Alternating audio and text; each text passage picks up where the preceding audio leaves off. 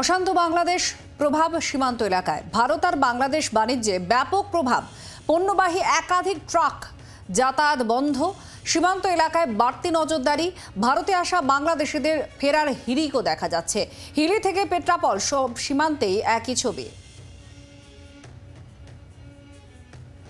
আসলে চিন্তা করতে কি আমরা জলে থাকি, কুমিরের সঙ্গে শত্রুতা করলে চলবে না, তাদের সাথে মিলেমিশে থাকতে হচ্ছে।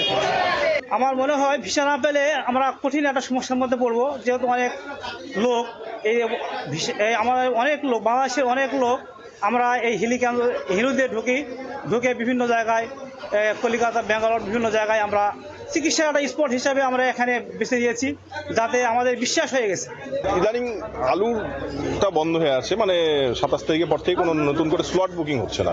কারণ বাংলাদেশের পরিস্থিতি ডে বাই ডে খুবই উত্তপ্ত এবং আমরা সেই 1971 সন থেকে শুরু করে আমরা যদি বলি এ পর্যন্ত প্রায় 54-55 বছর হলো আমরা এখন পর্যন্ত আমাদের স্বাধীনতা পাইনি। আমি বলবো আপনাদের কাছে বিনীত রিকোয়েস্ট, আমরা একটা সাম্প্রতিক দেশ চাই, একটা মানে সুন্দর পরিবেশ চাই, যেই পরিবেশের মধ্য দিয়ে সারা পৃথিবী জানুক যে এদেশে শান্তি, সত্যিকারের অর্থে শান্তি আছে। বাংলাদেশের অভ্যন্তরীণ গোলযোগ, যার জেরে নতুন ভিসা দেওয়া বন্ধ করেছে বাংলাদেশ সরকার। যাদের পুরনো ভিসা রয়েছেন তারা ট্রিটমেন্ট করিয়ে ওষুধ কিনে বাড়ি ফেরার পথে। প্রতিদিনই বাংলাদেশে ফেরার প্রচুর মানুষ আসছেন এই হিলি সীমান্তে। সকলেরই একটাই চিন্তা, নতুন করে যদি ভিসা না দেয় তাহলে চিকিৎসা ব্যবস্থার কি হবে। অন্যদিকে বাংলাদেশে যারা সংখ্যালঘু সম্প্রদায় হিন্দুরা রয়েছেন আতঙ্কে, তারাও বলছেন শান্তি ফিরুক দ্রুত।